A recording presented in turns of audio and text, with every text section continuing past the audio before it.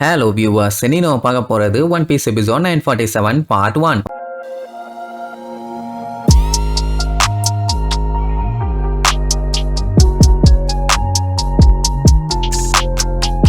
Open பண்ணா போன பாட்டுல அந்த குயின் கிறுக்கு பைய பிக் மாமா காலி பண்றேன்னு சொல்லிட்டு அவளுக்கு ட்ராப்ப வச்சு கடைசியில அவளுக்கு ஆப்பு வைக்கிறேன்னு மண்டையில ஒரே அடி அடிச்சான்ல. அதுல என்னாச்சு, அவளுக்கு பழைய ஞாபகங்கள்லாம் திரும்பி வந்துருச்சு. இப்ப இதுதான் அதை விட பெரிய பஞ்சாயத்து. அப்பதான் அவளுக்கு அப்படியே கடைசியா நடந்த விஷயம்லாம் ஞாபகத்துக்கு வரும். அதான் இவன் மொத்த குரூவோட லேண்ட் ஆஃப் ஆனவ நோக்கி வந்துகிட்டு இருந்தான். ஆனா இடையில கிங் வந்து அட்டாக் பண்ணி கப்பலை திருப்பி ஓடும் போது இவ கீழே வந்துட்டான். அதுலயும் குறிப்பா இவ எதுக்கு வந்தாங்கிற விஷயம் அவளுக்கு ஞாபகம் இருக்குது. அதான் ஸ்டார் ஹேட்டோட தலையை தண்ணியா எடுக்க அப்படி விழுந்தது மட்டும் ஞாபகம் இல்லாம அவ கரை ஒதுங்கி அதுக்கப்புறம் அவளை கூப்பிட்டு போய் சாப்பாடெல்லாம் கொடுத்தது, அதான் அந்த ரெட் பீன் சூப்பை குடிச்சது. அதுக்கப்புறம் அங்க இருந்து இவ டிராவல் பண்ணி இங்க வந்தது, இங்க வந்து எதுக்காண்டி சண்டை போட்டுட்டு இருக்கா அப்படி இப்படின்னு ஒண்ணு விடாம எல்லாமே ஞாபகம் வந்துருச்சு. பவர்ஸ் அவ யூஸ் பண்ணாத போதே அவளை தொட முடியல. இனிமேட்டு அவ தெளிவா பவர்ஸ மட்டும் தான் யூஸ் பண்ணி அடிப்பான். என்ன பண்ண போறானுன்னு தெரியல. சரி அதான் அடிச்சாலும் அவ அசர்ற மாதிரி இல்ல. அப்போ குயின் என்ன பண்ணிருக்கணும், கேட் எந்த பக்கம் இருக்குதோ அந்த பக்கம் அவன் சைஸுக்கு உருண்டே போயிருக்கணும். அதை விட்டுட்டு நான் எவ்வளவு பெரிய பிஸ்தா தெரியுமா, உன்னால எனக்கு ஒரே தலைவலி, இங்க பாரு ஓல்டு பேக், என்கிட்ட அந்த மாதிரி வம்பு பண்ணவங்களை நான் பொழந்து கட்டாம விட்டதே இல்ல. ஆமா ஏன் உன்னை அவ்வளவு அடி அடிச்சோ நீ இன்னும் கொலாப்ஸ் ஆகாம அப்படியே கல்லு மாதிரி நின்னுட்டு இருக்க, நீ என்ன மிண்டலா அப்படின்னு கேட்கும் போது நீ தாண்டா என் மண்டையில ஓங்கி அடிச்ச, எனக்கு எல்லாமே ஞாபகம் வந்துருச்சுடா, ஞாபகம் வந்துருச்சு அப்படின்னு அவ சொல்லிட்டு இருக்கும் போது அவளோட வயிறு கத்தும். எல்லாம் பசியில தான். எனக்கு ரெட் பீன் சூப்பு வேணும்பா. அந்த டைம் அவ பாடியில இருக்க பவர் அப்படியே ரிலீஸ் ஆகும். சாப்பர் பார்த்துட்டு அவ்வளவுதான், இதுக்கு மேல எவனையும் காப்பாற்ற முடியாது நீர்வான். குயின் பார்த்துட்டு ஆமா நம்ம அவளை அவ்வளவு அடிச்சுமா அவளுக்கு கொஞ்சம் கூட வலிக்கல, என்ன பண்ணிட்டு இருக்கா இவங்கிற மாதிரி கேப்பான். நம்ம பிக்மாம் பார்த்துட்டு டேய் குயின், நீ அந்த கைடோ கபோதியோட சபார்டினேட் தானே, எவ்வளவு தைரியம் இருந்தா என் மேல கைய வைப்பேன்னு கேப்பான். அவனுக்கு அப்படியே அள்ளு விட்டுரும். அதான் சொன்னல, இதுக்கு முன்னாடி அடிக்கும் போதே அவளை ஒண்ணும் பண்ண முடியல. இப்ப அவ பாடியில வேற லெவல் அவனால பவர்ஸ ஃபீல் பண்ண முடியுது. இதுக்கப்புறம் அவளை தொட முடியுமா என்ன? இதுல என்ன காமெடினா அவ லூஃபிய போட்டு தள்ள தானே இங்க வந்தா. நான் இன்னுமே அந்த ரெட் பீன் சூப்பை தான் கேட்டுக்கிட்டு இருப்பான். அவங்ககிட்ட தான் இருக்குன்னு எனக்கு தெரியும், ஒழுங்கா என்கிட்ட கொடுத்துருன்னு சொல்லி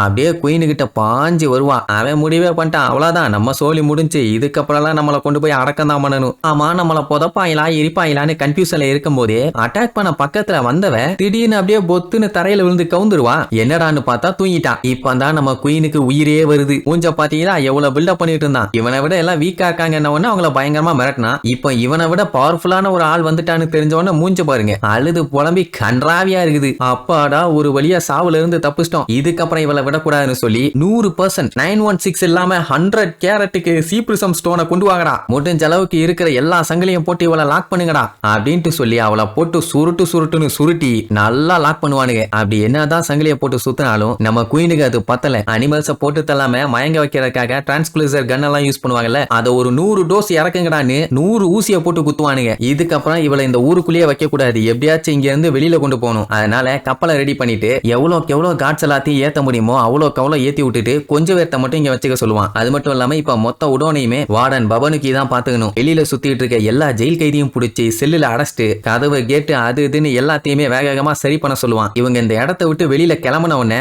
உடனுக்குன்னு சொல்லிட்டு ஒரு எமர்ஜென்சி கேட் இருக்குது, அதை போட்டு மொத்தமா லாக் பண்ண சொல்லிடுவான். சோ அப்படி இருக்கும்போது யாருமே உள்ளேயும் போக முடியாது வெளியும் வர முடியாது. இதுக்கப்புறம் டைம் இல்லைன்னு சொல்லிட்டு அவளை அடிச்சு புடிச்சு கப்பலை ஏத்துவாங்க. நான் கூட சரி ஊரை விட்டு வெளியே கொண்டு போறாங்கன்னு தான் நினைச்சேன். ஆனா அவன் கைடோ கிட்ட எழுத்துட்டு போறான். ஆனா ஆமா அப்படின்னாலும் பிரச்சனை இருக்காது இல்ல, ஏன்னா வெளியில கொண்டு போயிட்டு மறுபடியும் அங்க இருந்து கிளப்பிட்டு வரத்தான் செய்வான். கைடோ கிட்ட கொண்டு போய் ஒப்படைச்சா சிவனிலேயே 4 கோடு போட்டு அவன் அனுப்பி வச்சானா பஞ்சாயத்து இல்ல. சோ கைடோ கிட்ட கொண்டு போறக்காக அடிச்சு புடிச்சு கப்பல்ல ஏத்திடுவாங்க. அதுவும் கப்பலை முடிஞ்ச அளவுக்கு ஹை ஸ்பீட்ல ஒனிகஷிமாக்க போகடா, கப்பல்ல அவளை வச்சிருக்க ஒவ்வொரு நிமிஷமும் இவங்க உயிருக்கு தான் ஆபத்து. அதனால வேகமா கிளம்பிடுவாங்க. சரி ரைட்டு, இப்போ பிக் மாம உடோன்ல இருந்து கப்பல்ல ஏத்தி ஒரு வழியா அனுப்பி விட்டாச்சு. இதுக்கப்புறம் இந்த உடோனியை அவங்க சரி பண்ணும். அதனால எமர்ஜென்சி கேட்டை போட்டு மொத்தமா லாக் பண்ண ஆரம்பிப்பானுங்க. வெளியில இருக்க மோமோக்கும் ஒட்டமாக்கும் ஒன்னும் புரியல, என்ன பண்ணிட்டு இருக்காங்க, ஏதோ கடமுட்டன்னு சத்தமெல்லாம் கேட்டுச்சு, ஏதாச்சும் பிரச்சனையான்னு வேற யோசிப்பாங்க. அந்த டைமுங்கும் போதுதான் எமர்ஜென்சி கேட்டு லாக் ஆகாத பார்த்தோன்னா பயங்கரமா ஷாக் ஆயிரும். ஏன்னா அது மட்டும் லாக் ஆயிருச்சுன்னா உள்ள போனவங்க 2 பேர்த்தாலையும் வெளியே தப்பிக்க முடியாது. இவங்கள வெளியில தானே வெயிட் பண்ண சொன்னாங்க.